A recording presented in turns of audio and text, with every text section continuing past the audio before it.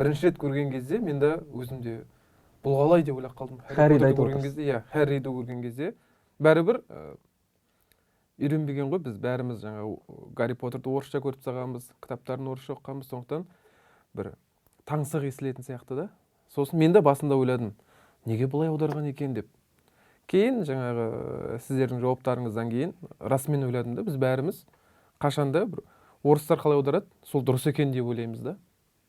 Орыс тілінің кәдімгі ережесі бар. Қай кездері жасалған шет тілінен кірген сөздер қалай жазылады орысша деген.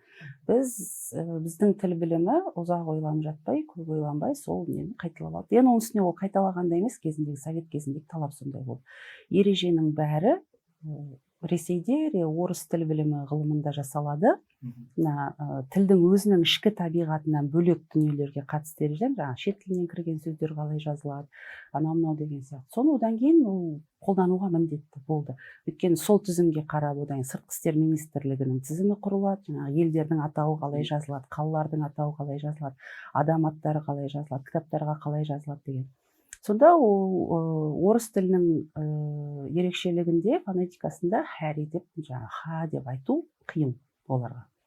Сондықтан олар бәрін сол H-пен жазылатын дүниелер, Г болып алатын, Гарвард деді, Гитлер деді, Гамбург деді. Геральт. Сөйтіп, алды. Бірақ мен кейінгі кезде бір ізденгенде байқағаным, мысалы, біздің бала кезімізде Андерсонның ертегілерін орысша оқығанда Ганс Кристиан Андерсон деп оқыдық. Қазір Уикипедияда Ханс деп жүр. Ханс. Орыс тілінде ме? Иә, орысша Уикипедия Ханс деп жүр. Яғни мойындау енді бұның өзі, осы Ханстың өзі, өз тілінде ол Ханс екенін мойындау және оны өзінің фонетикасына салмау. Енді мына Харридің өзі былай қарағанда Гарри деу арқылы олар адамның атын ауыстырып отыр. Иә. Өйткені ағылшын тілінде Гарри деген ат бар. Ол Гарольд деген аттың уменьшительно ласкательный сөзі Гарри дейді. Гарольд деген адам атынан Гарри деп алады олар. Ал Харри деген ол мүлде бөлек есім. Екі бөлек есім, бірақ орыс тіліндегі қолданушылар басқа есімді алады, сөйтеді де шатастырады. Екі кейіпкер болса сол жерде? Екеуі бірдей Харри, біреу Гарри болса ма? Иә, ойлашы.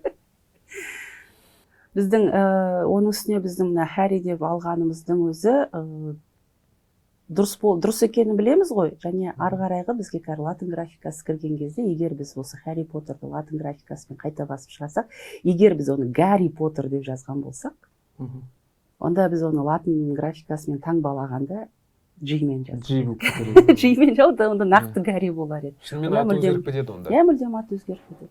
Сондықтан біз Харри Поттер деп жазғанымызда ешқандай жұрт наразылығы туғызатын қате, тіл білімінде бір өрескел ештеңе жоқ. Иә, пікір сын көп айтылды. Бірінші айтылған сын сендер көзге тосын, мынау үйренбеген деген болса, екінші сауатты деген адамдардың өзі былай деді. Сендер тіл білімі саласындағы ғалымдар бекітпеген нәрсені істеп отырсыңдар. Яғни біздегі қазір қолданыстағы ережеде орыс тілінен кірген Гарри, Гамбург деп келе жатқан дүниені сендер бұзып отырсыңдар, бұл дұрыс емес деген сияқты. Иә, шын мәнінде егер бұл тіл тұрғысынан экспертиза өту керек болса, бұл ережеге сай емес. Қазіргі біздегі ережеге сай емес, бірақ анандай жағы да бар. Бұл екі оттың ортасында қалған дүние, сондықтан бұл қандай да бір экспертиза өтуге міндетті дүние болмағаны сол бізді құтқарып отыр былай қарағанда. Егер бұл мектеп оқулығы болса, онда қиын болар еді жағдай. Ал егер тәуелсіз сараптама жүргізіп, ережеге ғана бағынатын комиссия мүшелері отырса, онда сіздерге теріс баға береді. Теріс баға берер еді, өйткені еш жерде жазылмаған Харри екені ешбір жерде бүйтіп, мынандай деп еш жерде жазылмаған. Меніңше бұл қазір барлық салада кездесетін дүние сияқты.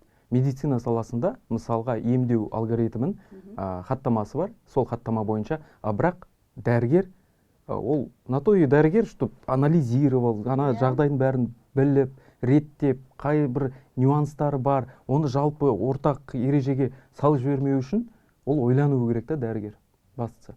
Сол сияқты бұл жерде де тіл ғалымдары, тіл мамандары енді аты дардай болғаны үшін ғана және ол туралы нақты бір заң ереже болмағаны үшін ғана жаңалық енгізу үшін және оны латын қарпіне дайындық ретінде, үлгі ретінде көрсетіп осындай бір алға шығарып отыру меніңше игі іс сияқты. Ол жағынан игі іс болғанда біз әрине былай қарағанда кез келген баспа өнімі елдегі қолданыстағы орфография ережелеріне бағыну керек. Бірақ мына жерде бұл бір жаңа исключение деген дүние ғой. Бағынайын десең қателесесің, бағынбайын десең екі оттың ортасында қаласың. Бірақ барынша дұрысын істеуге тырыстық. Сынның бәріне жауап бердік, айтылған жай оқырман тарапынан да, сөз біледі-ау деген кісілердің тарапынан айтылған сынның бәріне барынша уәжімізді келтіріп, осылай болуы керек, басқаша болуы мүмкін емес, бұл осындай жағдай деп түсіндіруге тырыстық. Сол жерде түсінбей қалғаным, баспаға шығаратын кезде, өткізер кезде, ол редактурадан өтуі керек, жалпы ережеге сай болуы керек деген сияқты талап бар еді ғой. Сіздер сол талапты қалай бұзып жарып өттіңіздер? Жоқ, ережеге сай болған кезде, мысалы, біз жекеменшік баспа ретінде ол жаңағы бақылау, қадағалауға келмейді бұл дүние. Түсінікті. Ал демеушілік? Ешқандай да демеушілік жоқ. Бұл жекеменшік баспа. Мемлекеттен ештеңе жоқ? Мемлекеттен ештеңе жоқ. Бұл жеке Step and World баспасының негізін қалаушы Раиса Сайран Қадырқызының өзінің жеке меншік дүниесі, жеке меншік бизнесі, өз қалтасынан шығарып отырған ақшасы. Игі іс жасап отырады, бірақ оны сөзді емлені баяғыда ұмытып қалған Айқын сияқты әнші алады шу шығарады. Әділетсіздіктің көкесі осы жерде сияқты ше? Бұл әділетсіздік емес, бұл қоғамдағы стереотип. Біз бәленбай жылы Совет одағы кезінде жеке меншік кітап шығару деген дүние болмаған Қазақстанда. Бәрі шығатын кітаптың бәрі мемлекеттік баспалардан, кәдімгідей бүкіл мемлекеттік бүкіл процедуралар қадағаланып, және ол осы жергілікті өзі атқару комитеттерінде бекітіледі, одан кейін орталық атқару комитеттерінде бекітіледі. Әр кітаптың өзінің процедурасы болды. Мемлекет білмей қалыпты деген кітап шығып көрмеген Совет кезінде. Және кейінде Қазақстан кітап шығару ісін мемлекеттің бақылауында ұстауға тырысты, мемлекеттік тапсырыс, үлкен-үлкен томдар шықты, жинақтар шықты. Біздің түсінігімізде кітап шығару тек қана мемлекет тарапынан жүретін шаруа, мемлекет қаржыландырмаса кітап шықпайды. Сол бізде санамызда қалып қалған, және кез келген ол тіпті ешкім оған жазықты да емес, ешкім кінәлі де емес. Кітап шығыпты десе, ол мемлекет шығарды деп ойлайды. Мемлекет біреуге ақша төлеп, сол кітапты шығарды деп ойлайды. Және жауапты деп ойлайды. Маған міндетті деп ойлайды көбі. Одан кейін әркім ойлайды, мысалы, мына кітапты мемлекет шығарды, демек бұл жерде менің салығымнан бір тиын болса да бар, және мен оны неге бұлай деп талап етуге қақым бар деп ойлайды. Және екіншісі, мен сын пікір айтуға қақым бар дейді. Бірақ бізде сын пікір айту мәдениеті енді жоқ демей ақ қояйық, қалыптаспаған демей ақ қояйық, енді қалыптасып келе жатыр. Онысы интернетте пікір айту. Интернеттегі хайпымыз бар, анауымыз бар. Жалпы бізде интернет мәдениеті, әлеуметтік желідегі мінез-құлық мәдениеті де енді қалыптасып келе жатыр. Буллинг бар. Буллинг бар, одан кейін әр адамның өзінің аудиториясының алдында жасап алған образы бар. Мысалы, таза хейтпен ғана образ жасап алған адам салмақты пікір айтса өтпей қалады, немесе үнемі тек қана салмақты сөйлеп отырған адам ха-ха десе ол тағы да өтпей қалады. Соған бәрібір бағынады. Одан кейін интернетте жаңағы негодование деген нәрсе бар ғой. Айқынның мысалы, зачем мынау түсінбеймін, өтеді, ол жұртқа өтті қатты дейді. Эмоция көрсету. Эмоция, реакция ғой. Мен байқағаным ютубта, қазір тиктокта, әлде басқа да әлеуметтік желілерде әлде неге видеоны қойып қояды, әлде бір суретті қойып қояды да өзі соған реакциясын көрсетіп отыруы керемет өтеді екен. Ол жаңа ғана да тиктокта ғана біреу жігіт бар ғой, бүйтетін. Вот айқындікі тура осы. Айқындікі міне тура осы. Гарри мынау не деген нәрсе ғой, иә. Айқындікі вот ол жігіттен бұрын шыққанда Айқындікі шын айтса Айқын жұлдыз болу керек еді.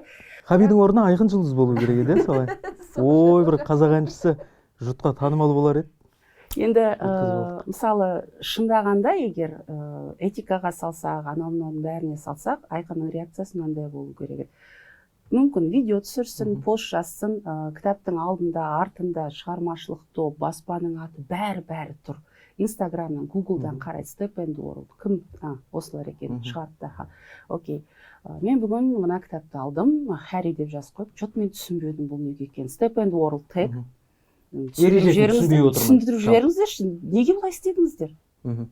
Маған бір түрлі көрініп тұр. Иә, маған бір себебі бар шығар бұлай істеген, тіпті мақұл, тіпті неменеге бұлай істедіңіздер, ашуланып ақ жасында баспаның. Айқындікі мынандай болған ғой, сіздер комиссия ретінде жаңа кітапты шығардыңыздар, олар үстеріңізден бүйтіп келіп тұрды, бүйтсеңдер ше, сен бүйтпейсіңдер ме олар ше деген сияқты да. Қызық қой. Жалпы менің бір таңғалғаным, сол Хабиді айтып отырмыз, сол эффектті айтып отырмыз, адамға әсері қызық деп отырмыз, жұртқа. Шыны керек, бұл қандай да бір Марат Оралғазин комик бар ғой, танымал. Сол кісі стористе бір дүние шығарды, бір ғана текст. В сухом остатке дейді, орыс тілімен айтқанда. Жақсы қайып жинап берді ғой. Бұл кітапты енді көпшілігі біледі. 2000-дардың басы, 90-дардың аяғы, 2000-дардың басы, 2010-дардың басында кітап дүкеніне барады, қазақша кітап жоқ. Бірі барады, қазақша кітап жоқ. Екі барады, қазақша кітап. Үшінші ретінде бармайды, қойшы ол жақта бәрі қазақша кітап жоқ. Одан кейін міне қазір бірнеше жыл болды. Енді бір 5 жылдың айналасы деп сөйлейікші. 5 жылдың айналасы кітап дүкендерінде қазақша кітаптар көбейе бастады. Бірақ анау 2 рет барғанда қазақша кітап көрмеген адам әлі бармай жүр кітап дүкеніне. Білмейді ол әлі қазақша кітаптар көбейгенін, бар екен. Оның үстіне оны сол кезде баласына кітап іздеген адам баласына кітап таппады, ол баласы өсіп кетті. Қазақша кітаптың керек жоқ. Сол кезде қажет болған кітап. Сол кезде қажет болған, қазір қажет емес. Сондай тауар ғой. Енді бұл ұзақ жүретін дүние, ол ұзақ жүретін процесс. Бізде енді баспаның қауқары деген нәрсе бар. Қауқары қанша, сөрелерге қою мәселесі. Ол кітапты мысалы үлкен тиражбен шығарып, оны сақтау мәселесі деген сияқты қойма. Соның бәрін есептегенде, осы жобаның өзін-өзі ақтауы, пайдасы, соның бәріне тәуелді, және ол соған қарай оны жылдарға, мысалы үлкен тираж шығарып, оны сақтауға, жан-жаққа таратуға, жіберуге қауқары жететін баспалардікі әрине пайда көруі жылдамырақ болады. Қайтарым дейді ғой. Орысшасын ұмытып қалдым осы сөз.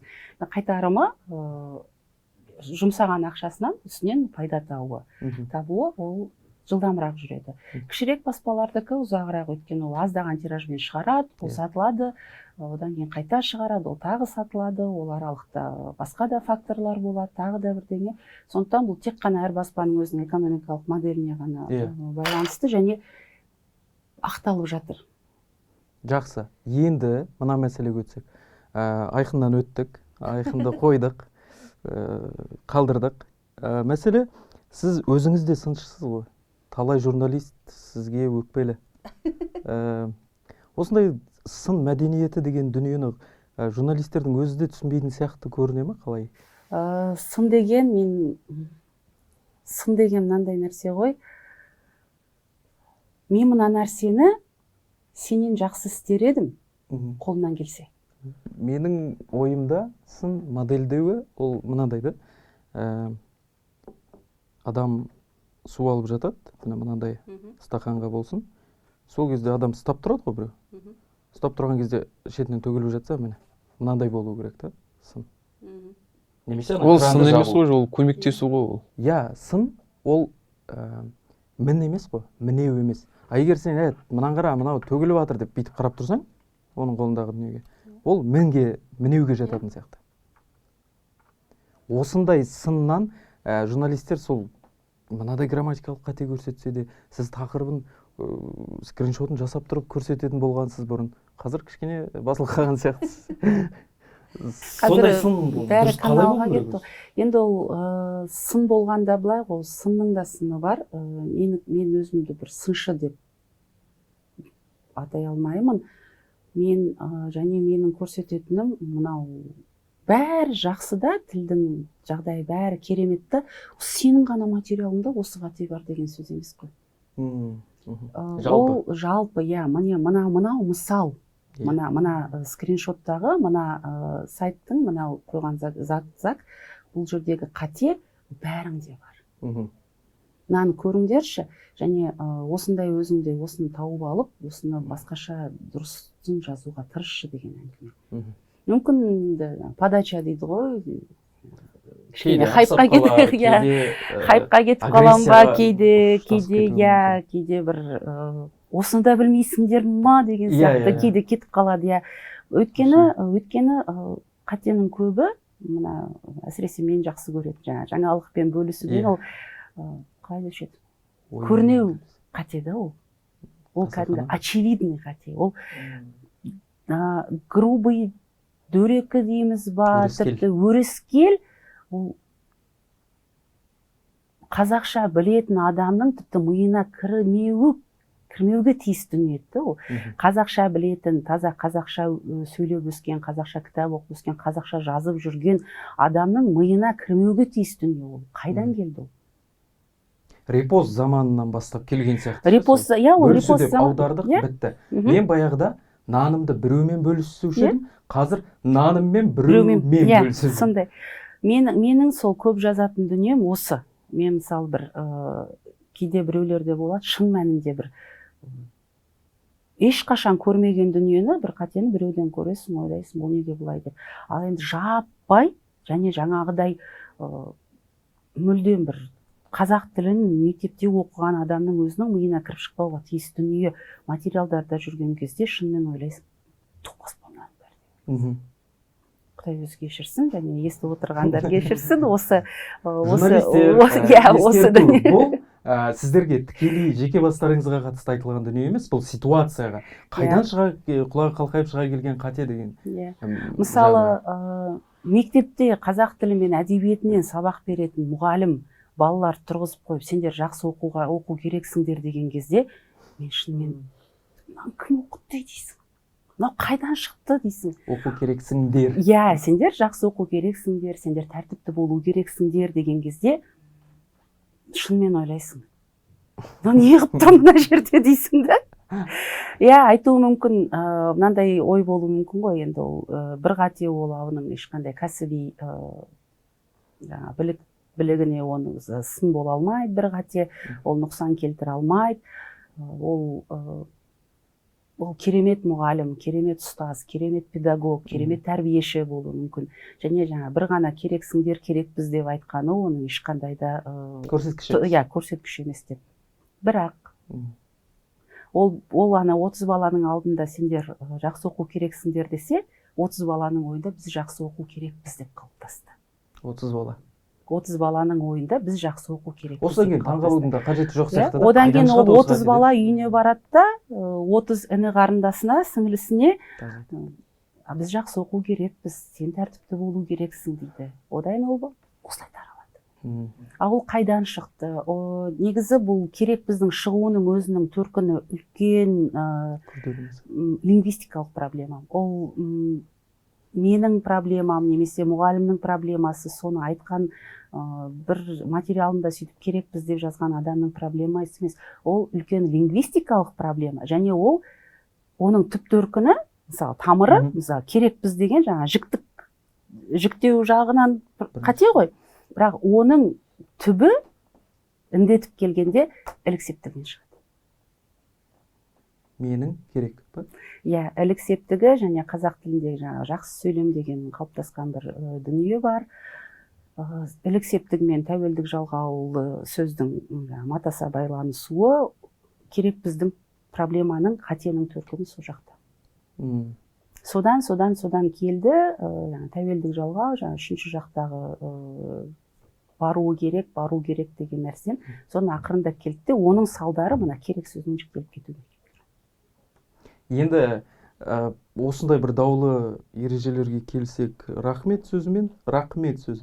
Меніңше, мынау біздің масқарада негізі. Әлі күнге рахметті талқылап отырғанымыз. Бірақ енді ғалымдардың Рабиға Сыздықтың қазақ тілін анықтағышында рахмет делінеді, хаққа келеді. Ал 2013 жылы шыққан сөздікте рақымет болады. Рабиға Сыздықтың қайтадан 2016 жылы қайта басылып шыққан еңбегінде рахмет болады. Енді осы жерде не істейміз деген сұрақ болады. Мынау масқара емес пе?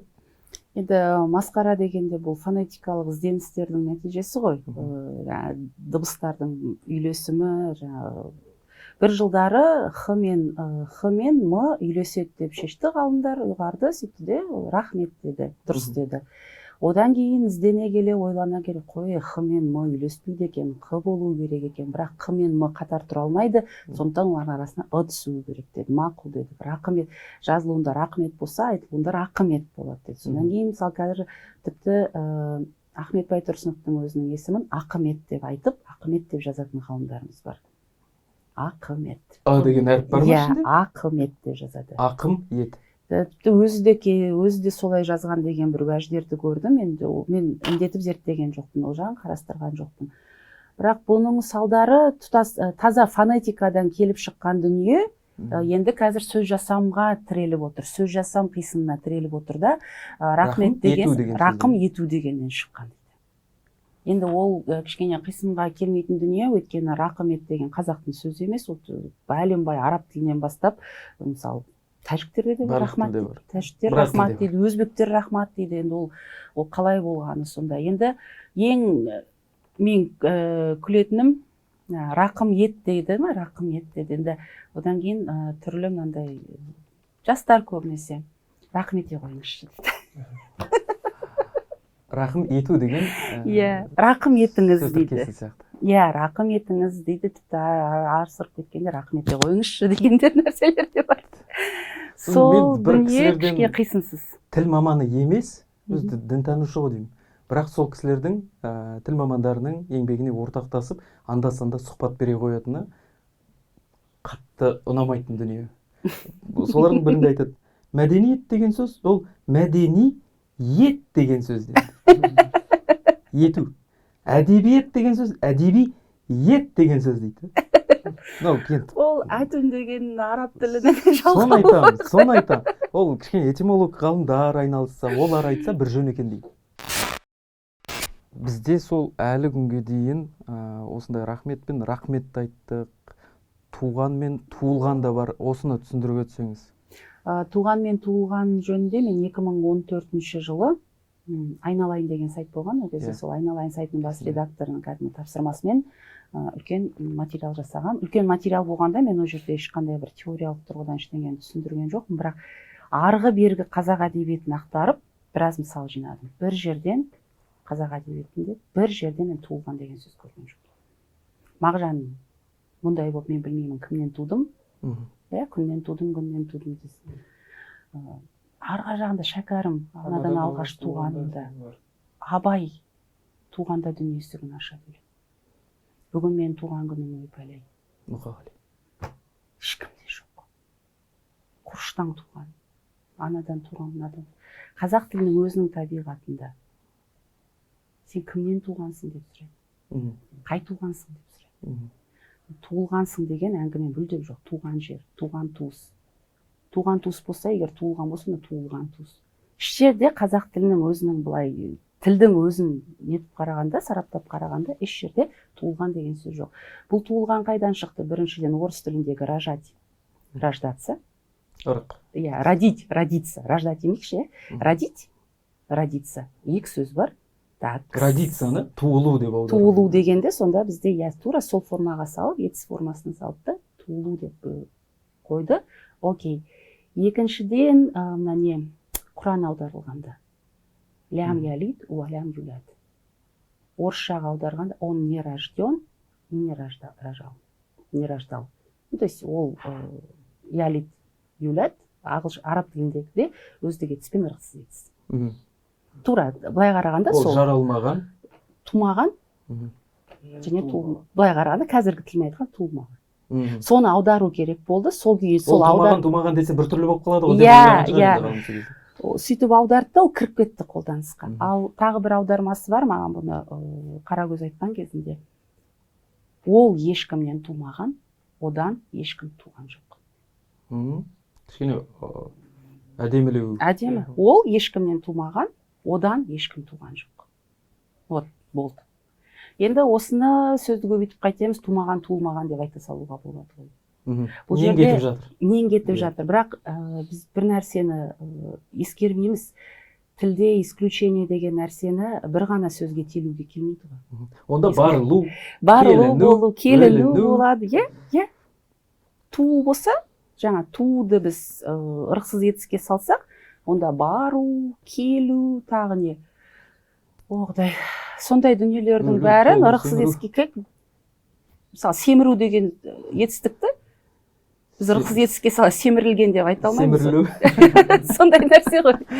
Бізде етіске келгенде қазір бізде үлкен пробел дейміз ба, кемшілік, олқылық бар. Тілде біз етіс формасының, етістіктің бәрінің етіс формасын тізімдеген кесте жасалмаған әлі қазақ тілінде. Өте керек екені қазіргі мына жағдай, тілдің қазіргі жағдайы, сол нәрсе керек екенін көрсетіп отыр. Прям кітап болып шыға ма, қай жерде тұрады, қай етістік, қай етіс формасына келеді, түседі, қай етіс формасына түспейді. Осының бәрін ережесін жазып шығу керек, яғни. Ережесін емес, кестесін жасап шығу. Кесте. Қазақ тілінде қандай етістік бар? Түнгі үште оятамыз, Иә. соны біліп тұруың керек деген сөз болу керек. Ішу, жеу мысалы, ішу, жеу, бастап әр ұйықтау, мысалы, ұйықталу деп айтпаймыз. Сондай нәрселер, ұйықталу деген болмайды деп сызып тастап төбесінен жасамаса қиын болып бара жатыр. Өте қиын болып. Менімен жүрілген жолдар. Мен ондайды көргенмін. Өте атақты бір кісінің кітабындағы менімен әзірленген тағамдар деген сияқты нәрселер, оның бәрін қазір мною блюдо. Енді кеше мысалы жүріп бір постта екпе алдым, осы жазып жатыр да, екпе салдырны, вакцина. Мен мұнымен неге ұзақ создым? Мен екпемен неге ұзақ создым? Почему я так долго тянул с прививкой? Анағын айтқанда бұл орыс тілінде ойлап, орыс тілінің таза орысша, міне, қазақша сөздермен тек қана таза. Мен екпемен неге сонша ұзақ создым? Мен екпемен неге ұзақ создым? Мен де кейде редакторада осындай сөйлем байқаймын да, оны қазақ тіліне аударып шығам. Не? Қазір орыс тілінен немесе ағылшын тілінен аудару емес, қазақ тіліне аударып кеттік қой. Иә, қазір сондай. Енді бізді тыңдап отырған көрерменнің бәрі филолог емес, тіл мамандар емес, біз жалпыға ортақ түсіндіріп айтсақ, бәрінің көкейінде қазір осындай ережені неге жасамайсыздар, іліп қоймайсыздар, бір арнайы сайт ашып, соған ғана қарайтындай дүние неге жасалмайды бізде? Деген сұрақ болады. Жасалу керек, неге соны жасамасқа? Неге соны жасамасқа деген әңгіме ғой. Жасау керек, неге жасамасқа? Не жасау керек, неге жасамасқа дегенде бізде қазіргі тілдің жағдайында түсетін нәрсе өте көп. Анау мынандай жағдай болады ғой, кейде бір шаруаны кейінге қалдырып, сырып, ол әбден былығып, мысалы, бір кез келген бір тіпті Ғабит Мүсіреповтің мақаласы бар ғой, жаңа Авгийдің ат қорасынан бастайық деген. Ол жердегі Авгийдің ат қорасының проблемасы не еді? Қанша жыл тазаламай әбден баттасып былығып кеткен дүние. Қазіргі біздің тілдің жағдайы дәл сол Авгийдің. Сол кезде Ғабит Мүсірепов қалай жылап қақсап кетсе, дәл қазіргі жағдай одан да бетер. Ол енді жасырғаннан, ауруын жасырған өледі дейді ғой, біз оны қазір жасыра алмаймыз. Қазақ тілінің өз ішіндегі мәселе, мен қазақ тілінің қоғамдағы қолданысы, банктердің қазақша қызмет көрсетпеуі, бизнестің оны қоя тұрғанда қазақ тілінің өзінің ішіндегі жағдай. Және сондай, мысалы, жаңағыдай былығып, әбден көп болып кеткен проблеманы қай тұсынан бастарыңды білмейсің, қай жағынан бастап суыртпақтап, қай жағынан бастап тазаларыңды білмей, тіпті әйел адамдар түсінеді, қатты шашылып кеткен кезде қай жерінен бастап жинарыңды білмей қаласың, қай жағынан тереземді жуайын ба, ыдысымды жуайын ба деген сияқты. Сол сияқты нәрсе әбден қатты шиеленісіп кетті. Заң тілі түкке жарамайды, экономика тілі проблемасы көп, медицина тілі вообще. Тоқтала кетейінші, кеше ғана бір жағдайды жаздым. Оның ішінде бір термин бар екен. Ол терминді мен медиктердің өзіне хабарласып тұрып сұрадым. білмеймін оны, біз орысша айта береміз. Иә, орысша айта береді. Неге бұл қалай қазақ тілінде термин жоқ, термин мәселесі өз алдына бір үлкен проблема. Одан кейін көп, бірақ тағы бір мәселе, біз орфографияны ғана айтып жатырмыз, дұрыс жазуды, грамматиканы айтып жатырмыз. Соның ішіне бірақ қазақтың сөйлеу өнері де бар ғой. Иә. Дұрыс сөйлеу мәселесіне келейікші. Мысалға мен бір журналистті байқаймын, ылғи коммунистер шағанып деп сөйлейді. Енді құлаққа түрпідей деп айтпай-ақ қояйын, бірақ тосын. Кәдімгідей бүйтіп қарап қаламын. Неге шынымен ben?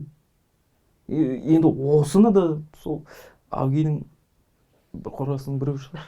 Бұл да бір шеті, иә, өйткені біз фонетикамыз, артикуляциялық аппарат дейді, әбден екі тілде сөйлеп үйреніп алдық. Мысалы біз орысша Шаханову, Шаханов деп келіп, одан Шаханов деп айта салмайсың, өйткені ана жақта үйренгеніміз бар. Одан кейін әр дыбысты нақты айтуға дағдыландық, иә, орысшадан.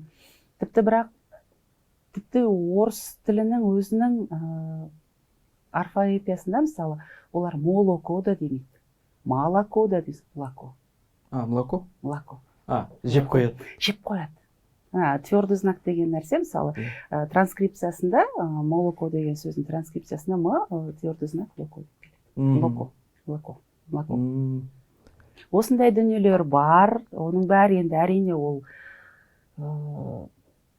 енді өзі бір санаулы мамандық бар, осындай дүниелер, жаңа сахна тілі деген сияқты, бұрын журфактарда тележурналистер, радиожурналистер дайындағанда дикторларға тілден, мысалы, осындай дүниелерді үйрететін. Қазір қалды, қазір енді ондай нәрсе жоқ дейді, бәрінің аттанда байбалам салып жүргеніміз де сол ғой, үйретпейді ешкім. Көркемдік кеңес деген болушы. Көркемдік кеңес деген жоқ. Одан кейін әртүрлі енді тіл өзгереді ғой, одан кейін оппа, мынау дұрыс емес екен ғой деген нәрсені түсінеміз. Мысалы, біз орыс тілін жаңа коммунисты, молоко, карова деген нәрселер, мысалы, орыс тілінің өзінде, Ресейдің өзінде бұл аймақтық ерекшелік саналады. Біреу окают, біреу акают. Біз оның қайсысын алдық. Одан кейін және дұрыс па жалпы алғанымыз? Иә, осы енді онда орыс тіл, неге біз тілімізді орыс тілінің ықпалына байладық деген тағы да ниеттен осыдан кетейікші. Кәдімгі өзіміздің тілмен сөйлеп көрейік деген сияқты. Шаханов дейміз, коммунистер, одан кейін осы бар, тағы да басқа дыбыстар бар. Ол сіңеді, одан кейін біздің жаңа үндестік заңы. Өлгенде көрген бір төбелес. Өлгенде көрген бір төбелес. Көрген емес, өлгенде көрген бір төбелес, мысалы. Осындай бір оқиға болған менде. Бірінші курсқа түстім, аудиторияда 40 шақты адам отырмыз. Бірінші курс, балмұздақ дейді ондай кезде. Тасымов, атақты диалектолог, марқұм, қайтыс болып кетті. Сол кісі бәрін сұрап жатыр. Қай жақтансың? Талғардан. Сен қай жақтансың? Алматыдан. Ал сен қайдансың? Қарағандыдан. Мен тұрдым да, Майқұмнан. Ана кісінің түрі сұсты енді, шошып кетті дейді. Әдей істейді ғой деймін, жаттап қалу үшін. Сөйтсем, Мойынқұмнан деп сөйледі дейді. Мойынқұм емес, Мойынқұмнан сөйледі. Латын графикасы келе жатыр ғой, латын графикасы келе жатқан соң, орфоэпияны да, орфографияны, ең алдымен орфографияны, одан кейін орфографияны соған бейімдейді ғалымдар, одан кейін сол орфографияға сүйеніп орфоэпия бейімделеді. Сол кезде келуі мүмкін. Қазір біз жаңа графикамен жаңаша жазу үлгісін бәрін қалыптастырған кезде жаңа документ бола ма, документ бола ма? Оның өзінде екеуі. Біреуі документ, біреуі документ. Сондай дүниелер ғой, жаңа компьютер бола ма, компьютер бола ма деген сияқты. Бағайының романында айтады, документ дейді. Иә? Документ дейді. Сондай дүниелер ғой. Енді жаңа Мойынқұмды менің немде есімде қалғаны бұл мойын құмда деп айту, мойын құмда жайлау. Сол әннен кейін басталды. Негізі қазақ өзі мойын құм деп айтуы мүмкін емес. Қазақ мойын құм дейді. Тіпті қ мен ғ-ның ортасындағы бір жұмсақ дыбыс шығады. Мойын құм. Және оған акцент бере қоймайды. Мойын құм деп айтпайды ешкім. Ал мына әннің ырғағында ана жерде не тұр? иә мойын құмда иә осындай дүниелер бұл жерде кейін бір сіңеді. процесстермен тіл динамикалық құбылыс дейміз, ол үнемі дамып қозғалып отыру керек дейміз, бірақ соның ішінде де дұрыс қозғалуын реттеп, оның түпкі мақсатын біліп, қате болса оның этимологиясын түбін зерттеп барып, ғалымдар сонымен айналысса керемет болар еді. Енді айналысып жатыр ғой, айналысып жатыр біздегі тіл білімі кезіндегі жалпы ғылымға қатынастың соның ішінде тіл білімі ғылымына біздегі институттарда қызметкерлердің, ғылыми қызметкерлердің айлығын естісең жылайсың. Соның бәрі мысалы, мен де алғаш естіген кезім шок болды. Сонда қалай ол? Сол мүмкін, мүмкін емес дүние сияқты көрінеді. Мен 2016 жылы нақты санын айтайын, 58 мың теңге деген сумманы естіген. Сол мамандар. Мен 2018 жылы одан да сумманы естіген. Азайып бара жатыр ма? Білмеймін ғой, әйтеуір сол үкіметтің сондай мысалы қатынасы. Жүрдім бардым. Иә, жүрдім бардым. Одан кейін мысалы ғылыми зерттеулерге, олардың бәріне ол бәрібір ақшасыз ешкім ештеңе істей алмайды, былай қарағанда. Білікті мамандар әрине ондай жалаққа жұмыс істегісі келмейді, ол жақтан кетеді, зерттеулер тоқтап қалады.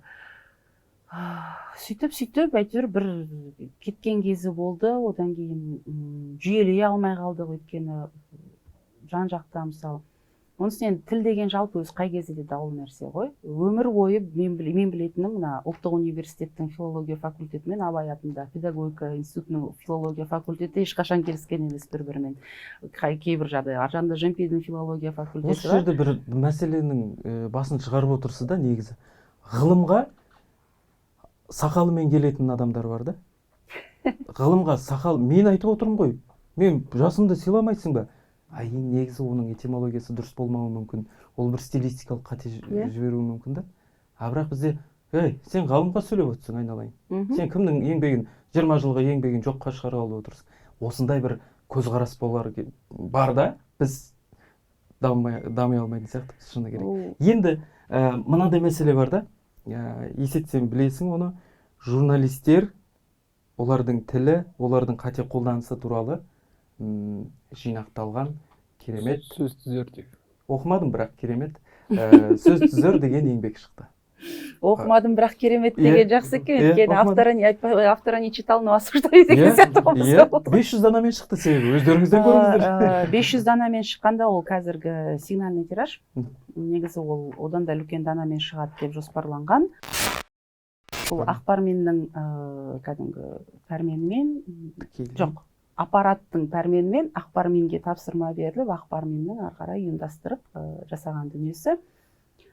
Біз 7 адам жұмыс тобы жұмыс істеді. Жобаның жетекшісі Шерубай Құрманбайұлы. Дұрыс айттым ба? Шерубай ағай деп үйленіп кеткен Шерубай Құрманбайұлы. Академик ол кісі. Енді Шерубай Құрманбайұлы Қазақстанның бірінші филологы, мынандай фронтта жүрген. Көбінесе ғалымдар мысалы көп шыға бермейді ғой, бірақ Шерубай ағай мынандай. Соның басы қасында жүрген адам дейсіз. Басы қасында болғанда ол кісі үлкен жауапты қызметтер атқарды, тіл білім институтын басқарды кезінде, практик. Сол кісіге тапсырма беріліп, ол кісі жұмыс тобын жасақтап, арасына мен де қосты, құдайға шүкір. Рахмет. Дұрыс болған. Енді біз Шерубай ағай мен кезінде ұлттық аударма бюросы кезінде істес болдық десем жұтыспайды, бірақ бірге кезінде енді жұмыс барысымен жолығып жүрдік, бірге жұмыс істедік дегендей. Пікір алмастық, ағай осылай деген нәрселер көп айтылды, көп жерде. Содан кейін қосқан шығар деп ойлаймын. Біледі ғой деп, сенім артқан, оған бір үлкен рахмет ағайға, көп рахмет кешіріңіздер. Ана ЧБД-да есінде ма? Кім? Щербаков айтып еді ғой, қайта бір сөзді. В общем и целом ба? В общем и в целом. Оны қатесіп отырады. Сол сияқты біреу маған үлкен рахмет десе, бүйтіп қарап қаламын. Егер түземесе, көп рахмет. Кейін өзі сөйтіп ұсталып қалмай ма? Сол кісі сияқты ұсталып қалды ғой. Жаңағы кеше бір оқып едім, маймылдардың отбасында бір маймыл болады, бәрінің бетін тереді, бірақ оның өзінің бетін ешкім қарамайды. Сөйтіп сол сөз түзерді жасадық. Негізгі енді жұмыс атауы қателер сөздігі болған. Қателер сөздігі? Рабочий название дейді ғой, иә, орысша ол баста. Жобаға ат беру керек, қателер. Кейін ойласа келе, бұның бір позитив аты болу керек, сөз түзер деген, содан кейін қате қолданыстар сөздігі деген қосымша ат қалдырды. Бұл жердегі принцип мынандай, біз таза журналистің материалы, сюжеті, радио хабар, тыңдап отырасың, көріп отырасың, оқып отырасың да жазып аласың, не қате, ол неге қате, оның ережесі қандай. Мысалы, егер оның бір орфографиялық немесе емле ережесі болса, емле ережесін калька болса жай ғана, мынау осындай сөзден алынған калька, оның қазақшасы мынандай. Яғни бұл дұрыс немесе дұрыс емес деп қана қалдырмай, ол не үшін дұрыс емес? Иә, неге? Неден қате кетіп отыр? Соның өзін түсіндіріп отыр. Жата жастана оқитын кітап қой негізі. Жата жастана оқитын кітап, иә, 400 беттен астам, 400 бірдеңе бет әйтеуір, нақты санын есімде қалмапты. Өйткені мен ол кітаптың өзін көрген жоқпын. Астанада тұсаукесер өтті, мен қазір жол жүруге жарамай қалған адаммын. Бірнеше күннен бері содан кейін соған бара алмадым. Кітапты өзім ұстап көрген жоқпын, бұйырса да Астанаға жол түсіп жатса, немесе бірдеме қылып әйтеуір қолыма тиетін шығар деп отырмын. 7 адамның еңбегі, тұтас бүкіл жинадық бәрін. Біреу артық істеді, біреу кем істеді жұмыс, бір жерде бір кемшіліктер болған шығар. Жарайды, ол корпоративтік этика шығар. Иә, корпоративтік этика, оны жұмысты істедік, ол жұмыс шықты. Енді қалай десем екен? Тенгриньюстың қателерін айтып жібересіз ба? Жоқ, Тенгриньюсты мен қараған жоқпын. Негізі қаралды ма Тенгриньюст? Қаралды, Тенгриньюст қаралды, бәрі де қаралды. Иә, ақпарат 70-80 басылым бар екен. Ақпарат министрлігі тұтас, мен егеменге шүйіріктім. Егемен Қазақстан. Абайлап шүйіріккен шығарсыз бірақ, сақтықпен кішкене. Шүйіріктім. Маска киіп отырсыз. Егемен Қазақстан, одан кейін Қазақстан ұлттық арнасы хабар агенттігі 31-ші апта. Бір-екі мысалын айтып жіберсеңіз. Қызық негізі, еске түссе. Еске түссе, газеттегі бір мақалада мынандай болды. Кітаптар, көне кітаптар сақталатын, кітапханадағы көне кітаптар сақталатын не бар ғой, хранилище дейді ғой. Ол жерде кәдімгі көне кітаптарды сақтау, оларды реставрациялау, сондай. Соны сипаттап келе жатады да журналист, мына кітаптар қараңғы салқын жерде сақталады, өйткені жарық түссе, ылғал болса, кітап беттер қартайып кетеді. Кітап беттер қартайып кетеді? Стареет қой. Орыс тілінде старит деген ғана бір сөз бар. Адам да стареет, здание да стареет, бәрі стареет та оларда. А бізде қартаяды, ескіреді, тозады. Журналист соны ескермеген. Бірақ ол ауыспалы мағынада көркемдетіп жеткізуді ойлаған шығар. Жоқ, ондай мүмкін емес ол. Кітапты адам сияқты көріп деген сияқты. Ерекше көрмей. Жоқ, ол өйткені ақтабаламай. Иә, кітаптың беті ескіреді, тозады. Ол ескіруден кейін де тозу, екеуі де екі түрлі нәрсе. Мысалы, жай ғана ескіріп кеткен дүние болады, тозып кеткен. Материалдық тұрғыда, физикалық тұрғыда басқа процесс жүреді. Басқа процесс жүреді, иә. Енді бір есептен тозу деп жазбауына да бір себеп бар шығар, өйткені тозу экономикада износ дегеннің баламасы ретінде қолданғаннан кейінгі салдары. Сондай дүние көп қой, мысалы біз бір сөзді бір сөзге теліп қоямыз да, одан кейін оның басқа бір мағынасында біз мысалы оны қолдана алмай қаламыз. Оның бәрі бір интуиция деңгейінде жүретін дүниелер. Я түсінемін, мүмкін қапелімде өтіп кеткен шығар, бірақ бұндай нәрсе, мысалы, редактордан өтті, одан кейін корректордан өтті, газеттер қалай шығатынын білеміз ғой, бүйтіп отырып оқиды, мысалы, қаншадан бас редактор бар, шығарушы редакторы бар, жауапты хатшысы бар. Осындай жағдайлар барынша азайса деп. Я қазір ойбай, газеттердің тілі сұмдық, адам оқуы мүмкін емес дей алмайсың. Жап-жақсы, бәрі дұрыс. Бірақ осындай бір кішкентай, және енді осындай қойшы енді тіпті бүкіл сондай бір бүкіл мақаладан бір ғана сөзді тауып алып соған шүйліккендерің не деуі де мүмкін. Тырнағасынан кіріздеу. Тырнағасынан кіріздеу, жаңағы биттірген деген сияқты әңгіме ғой, бірақ кімде болмайды ол әңгіме, ондай қате деуі мүмкін. Мысалы, менің текстерімнің өзіне мысалы сондай бірдеңелер шығуы мүмкін, бәрінен шығады. бұл бір біреудің мінін бетіне басып, әй сен осын, Сауатсыз, сен надан. сауатсыз деген әңгіме емес. Сәл де болса принцип бір сөз болса да түзеле берсін. Сөз түзер деген принципінің өзі сол. Бір сөз болса да Сол түзеле сөз түзерді жасау барысында ең жиі кездескен ең көп қате есіңізде ме? Жаңалықпен бөлісу. Бөлісу етістігін көмектес септікте тұрған сөзбен тіркестіру. Яғни жаңалықты бөлісеміз. Нанды бөлісеміз.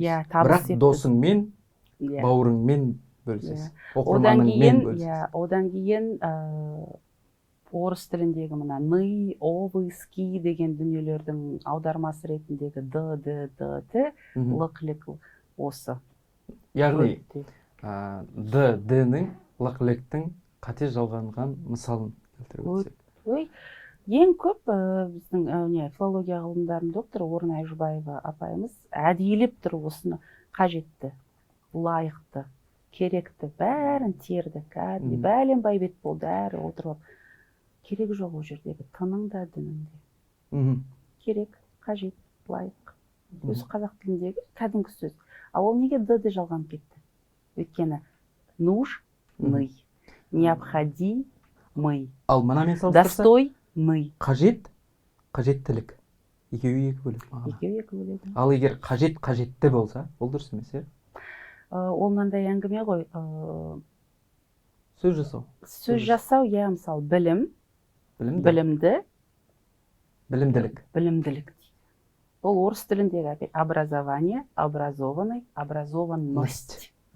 Осыдан келеді ғой, дүниенің бәрі біздегі сөз жасамдағы, біз қазір деп сықырлап тұрған дүниенің бәрі орыс тіліндегі сөздерге сәйкестендіру. Кезінде сөздіктер жасалғанда, түсіндірме сөздіктер жасалған кезде, орысшада қандай сөз бар, соның бәрінің қазақшасы. Содан келді әділет, әділетті, әділеттілік шықты.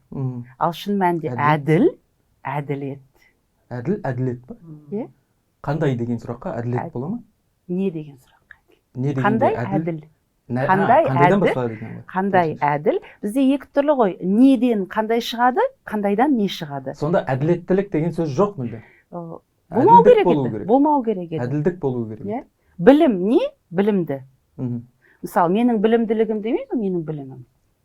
Менің білімім. Ал енді ол екі түрлі бар. Бізде қандайдан не жасалады да, неден қандай жасалады. Біз осы екеуін бұлықтырып алғанбыз. Қатты бұлықтырып алдық та, жаңағы неден қандай жасау үшін жалғанатын, қосылатын д-ді, т-діні біз апартта қандайдан не жасау үшін қосып жүрдік. Жазып қою керек сияқты да, айтып отырғанда мысалыншы бетпейді. Мынау қандай? Мынау не? Мысалы жаңа қажет, қажеттілік, сапа, сапалылық, одан шығады жаңа сабыр, сабырлы, сабыр дейді да, сабырлық тілеймін дейді. Сабырлық деген сөз мүлдем қисынсыз дүние. Сабырлық тілеймін. Өйткені сабыр тілеймін. Сабыр, сабырлы. Болды, ары қарай одан сөз жасаудың қажеті жоқ. Сабырлылық деудің керегі жоқ. Сабыр бар, сабыр. Не? Қандай? Жаңа танымалдылығымыз, қонақжайлылығымыз, қайсысы жаңа еңі қарапайымдылығымыз. Қарапайым қандай? Қарапайым қандай? Одан апаратта қарапайымдық не? Қарапайымды дегендері бар. Ол қарапайымды өткен қарапайымдылық қой. Мен осы жөнде дауласқан бір кісі айтады, биологияда қарапайымдылар деген топ бар ғой дейді. Простейший бар ғой. Қарапайымдар емес пе? Кезінде қарапайым болған, біз оқыған кезде қарапайымдылар болып кетіпті. Неге? Неге? Өйткені тіл дамып жатыр, тіл жаңағы динамикада құбылыс енді. Не істейсің енді? Біз бұрын қонақжай халық едік, қазір қонақжайлы халық болып кеткенбіз. Мен мысалы өзімді өте танымалды редактор санаймын. Енді қорытындыға келейік. Есет сөйлемей отыра бер, жарайды, ары қарай кеттік. Менің сөйлеуіме қиын болып тұр да, себебі дәл қазір мен Калькасыз қазақ тілі мен журналшы күнделігінің адамдарымен сөйлесіп отырмын да. Журналшы күнделігі деген кім?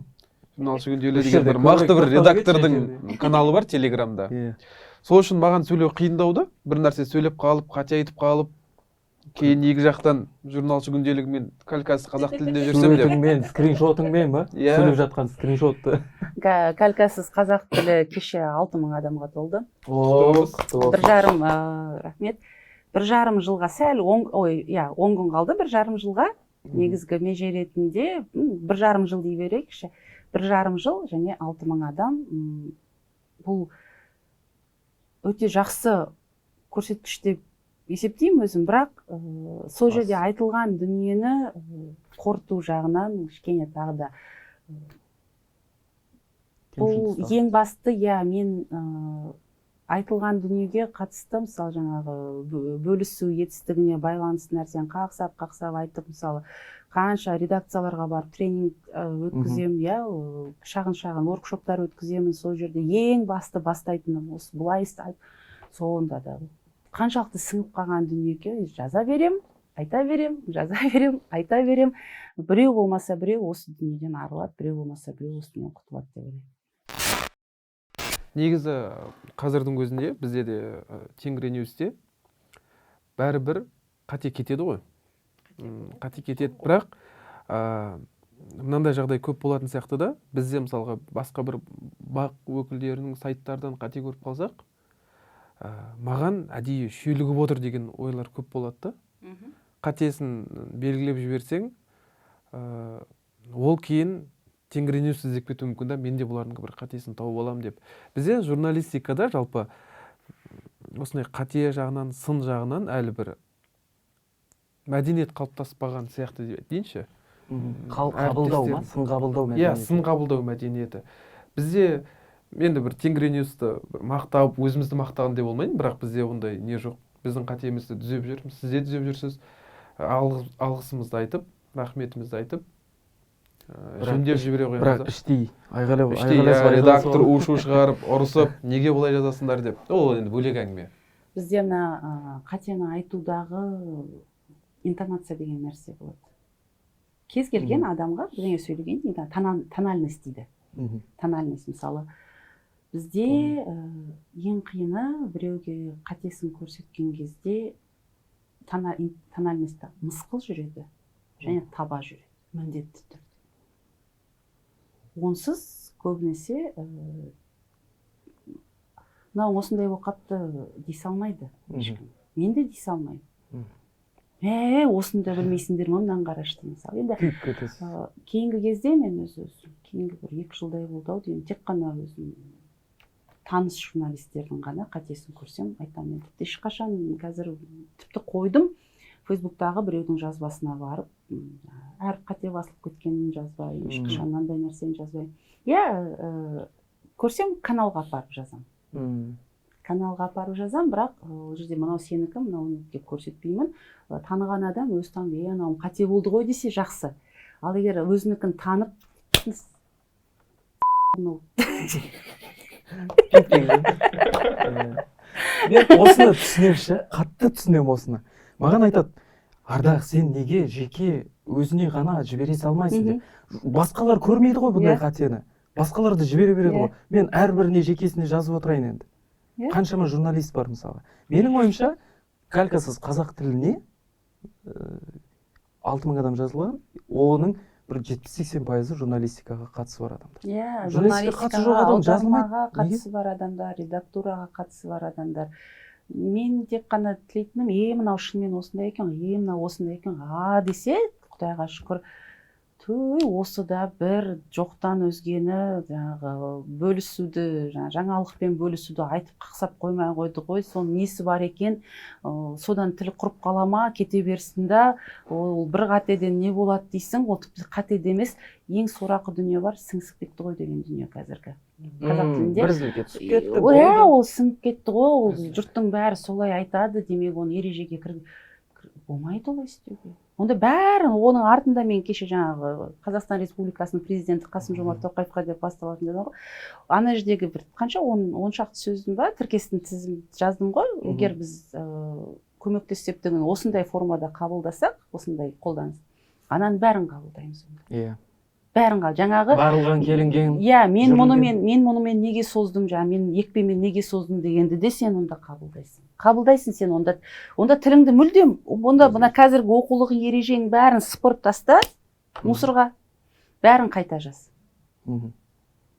Ал ережеде бұлай тұр, бірақ мен бұлай айта берем, өйткені ол сіңіп кетті ғой деген, ол болмайды. Мысалы біздің жаңағы Харри Поттерымыз біреулердің көзқарас тұрғысынан қаншалықты қате болса, иә, мысалы сөйтіп отыр, соны қате деп отырған адам бірақ жаңалықпен бөлісіп отырады, ұлттық арнаның эфирінен ақпаратпен бөлісіп. Білмеймін енді неге олай. Қаншалықты сіңіп кеткен, бірақ сіңіп кеткеннен сылтау болмау керек. Қате сіңіп кетті деген сөз болмау керек. Менің өзімде бар, мойындайшы. Маған қате айтады, мен жақсы рахмет түсеміз деймін. А егер ол жақта топастар, надандар десе, әріп қате үшін. Сен өзің қате жазып отырсың ғой айналайын деген ой болады шыны керек. Да ты вчера сам узнал деген әңгіме. Егер бір ереже бойынша айтса. Ол адамға жат емес дүние сияқты да. Өкпелеп қалу, бір адам насыбайға өкпелеп қалу, ренжіп қалу деген сияқты. Ренжімеудің, сынды дұрыс қабылдаудың бір тренингі ма, курсы ма өтсе дұрыс болар. Ең сорақысы, мен мысалы сол жаңағы бөлісу етістігі көмектесептікке байланысты пост жазып отырсам, астынан келіп, құнды ақпаратпен бөліскеніңізге рахмет. Құдай-ау, менен кімге айтып отырып, кімге жазып отырып. Мен не деймін, домбырам деймін. Мен де дейді, өйткені бұндай нәрсені жазған кезде ережесіз жаңағы көмектесептік, анау мынау жалғау жұрнақ деген сөздерсіз жаза алмайсың. Ал анау нәрсе термин ретінде қабылданады да, адамға сіңбейтін жағына кірмейді. Қалай істейсің басқаша? Басқа қалай жазасың? Мынау көмектесептік, мынау ырықсыз етіс, мынау ортақ етіс деп айтпасаң, сен ол нәрсені түсіндіре алмайсың, бұлай істеуге болмайды деп. Басқа жолын әлі ешкім тапқан да жоқ, және басқа жолы да жоқ. Одан ең үлкен дүние бізде тілге қатысты және қатеге қатысты. Әркім, кез келген адам, Атырауда жүрген мұнайшыға дейін, немесе Фейсбукта отырады, енді Құдай өзі кешірсін, ол айтуға қақым да жоқ шығар, бірақ мысалы стоянкадағы охранниктерге дейін біреудің қатесін бетіне басуға қақым бар деп ойлайды. Өзі білмей отырып, мысалы сәл сен әріп ауысып кеткен болса, міндетті түрде кеп мына жерде сен ана әріптің орнына әріп жазып қойыпсың дейді. Міндетті түрде кеп соны сен бетіңе басып кетеді. Немесе мына жерде өтірім түсіп қапты. Бір мынадай жағдай бар ғой, көшеде жүрсең, дүкені алмас магазин. Менің ойымша бұл жерде эмоцияға, басқа бір көрсеткіштерге қарамай, алмас дүкені ретінде оқылатындай болу керек сияқты. Бірақ енді ғалымдар не дейтін? Бұрын солай болған жоқ па? Кейін қазақша дүкен деген сөз бірінші тұру керек деп өзгертіп тастады. Бірақ менің ойымша, мысалы, мен мынандай нонсенс дүниені мен әлі күнге дейін қабылдамай келе жатырмын. Достық даңғылы, проспект достық. Кімге керек? Кімге керек? Абай даңғылы, проспект Абайы. Абай деген сөзді ешкім оқи алмай ма? Екеуі де бір сөз. Одан кейін, мысалы, магазин деген сөздің керегі жоқ. Ана, жаңағы, Рамстор дүкен болды, Магнум дүкен. Магнум дүкен болды. Керек жоқ, оның алдына, артына екі тілде қойып. Кешіріңіздер, бірақ 30 жылда бар ғой, сол бір сөзді, екі сөзді үйренетіндей жағдай. Бұл жерде де Авгейттің атқорасы ғой. Көшенің атауын екі тілде жазбауды мы можем себе позволить. Бір радиода шықты, біз өзімізге рұқсат ете аламыз оны деген. Бірақ бұл енді бір басқа тілді тықсырайық деген нәрсе емес қой. Бұл онсыз да түсінікті. Бұл интуитив түсінікті дүние.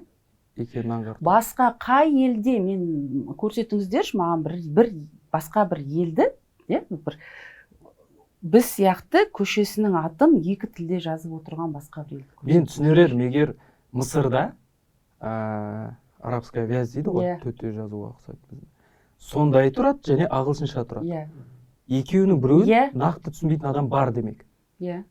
Туристер көп келеді. Ал бізде оның үстіне бізде екеуі кириллицамен жазылып тұрады. Латын қарпімен өтсек, латын қарпімен жазсақ онда мүмкін, барлығы түсінікті болар. Орыс тілділерге де, қазақ тілділерге де. Онда Қазақстанда ресми 3 тіл мойындауымыз керек. Қазақ тілі, орыс тілі, қазақ тілі және қазақтық тіл. Біз қазір қазақтық тілде, көп дүние бізде қазір қазақтық тілде жасалып жатыр. Қазақтық тілде сөйлеп көрейікші онда, қызық болсын. Бізбен болған бұл подкаст барлықтарыңызға өте қатты ұнайды деген ойдамын. Қазақша болып кетті ғой. Келгеніңізге үлкен рахмет. Келгендігіңіз үшін үлкен рахмет. Үлкен рахмет ете қойыңыз.